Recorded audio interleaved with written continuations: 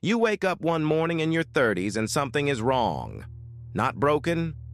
Wrong. The job is fine. The relationship is fine. Everything on paper checks out. The friends still call. The promotion came through. Your apartment is the kind your 22-year-old self would have walked past and envied. And yet, there is a sensation at 3 in the morning that you cannot name. It is not anxiety exactly. It is not depression. It is something closer to being at a party thrown in your honor and realizing slowly that you don't know anyone there, that you don't, in fact, know why you came. This is the beginning of a waking up that happens silently to a certain number of people every year. They do not talk about it much. The vocabulary for it is thin.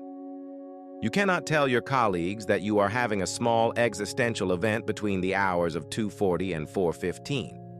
And so it happens, mostly in private. But it happens. And here is what is strange. It does not happen to everyone.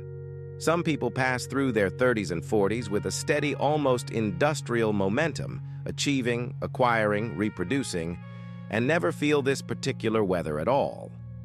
Others are stopped, often in their early 30s, by a kind of internal weather system that refuses to move on. The question worth asking is not what is wrong with me, which is the question almost everyone asks first. The question worth asking is, what exactly is being disturbed? Because something is being disturbed. You can feel it. It is not the external life. It is the internal architecture that built the external life. Consider what you were at 22. You were almost certainly a set of strategies. You had developed a personality that worked, a way of speaking, a way of being liked, a way of performing competence. You had learned which ambitions to display and which to hide. You had learned what your parents needed you to be and what your friends needed you to be, and you had, with remarkable skill, negotiated the gap between those demands. You built a self, and it worked. It got you here. But here is the inconvenient thing about the self you built at 22. It was built to survive a specific set of conditions, conditions that, by 30, no longer apply. At 32, the armor begins to feel heavy. The personality you trained for 7 years is still running. The ambitions you imprinted at 20, from the magazines, from the fathers, from the boys you wanted to impress, are still running. And you are running them, in the body of someone who no longer needs them.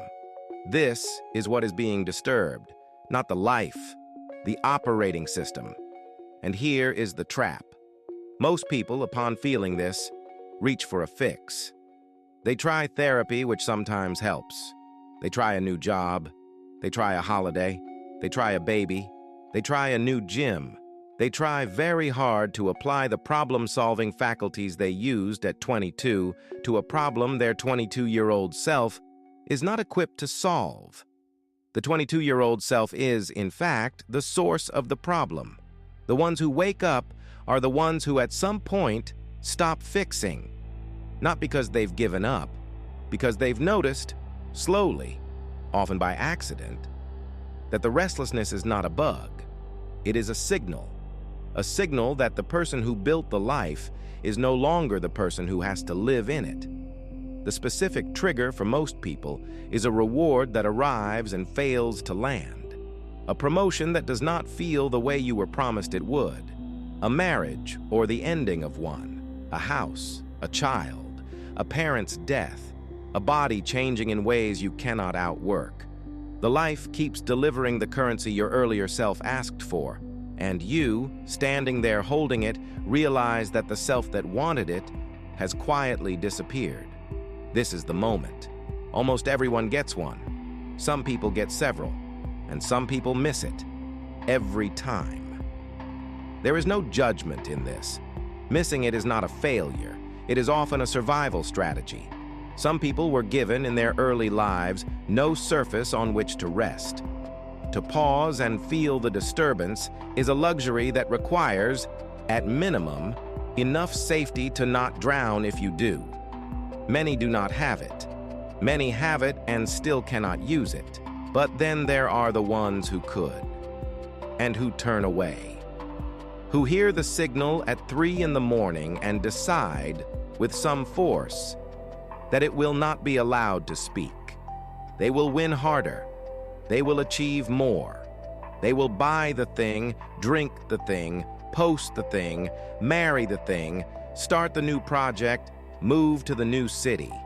Anything other than sit for one quiet hour with the possibility that the life they have engineered is not, in fact, the one they would have chosen. Had anyone ever told them there was a choice? The cost of this avoidance is not paid immediately. It is paid in the 40s, in the 50s, in the sudden, unexplainable rages, in the affair that ends a marriage no one thought was in trouble. In the collapse at 56 of a man who had for 30 years done everything right. The ones who wake, and this is the part no one tells you, pay a different cost. They lose people. They lose ambitions. They lose, sometimes, the approval of the family members whose approval they organized their entire 20s around. They become, for a year or two, hard to be around, slower, less impressive, more quiet.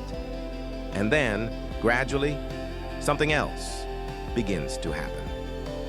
They become, for the first time, themselves. Not the self that was built to be loved, the self that was underneath, waiting for enough room to speak. It is at first a disappointing self.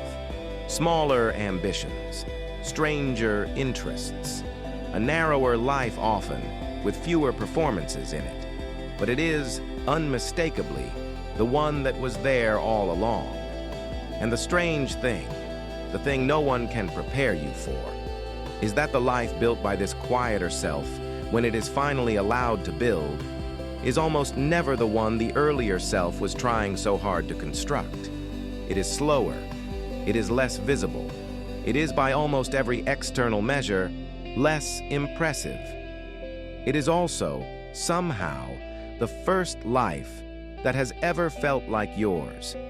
So if you are, at this moment in your 30s, and you feel a disturbance, at 3 in the morning, or in the middle of a meeting, or at the wedding of a friend whose life looks, from the outside, like the one you were supposed to want, then consider this. You have not gone wrong. You have begun.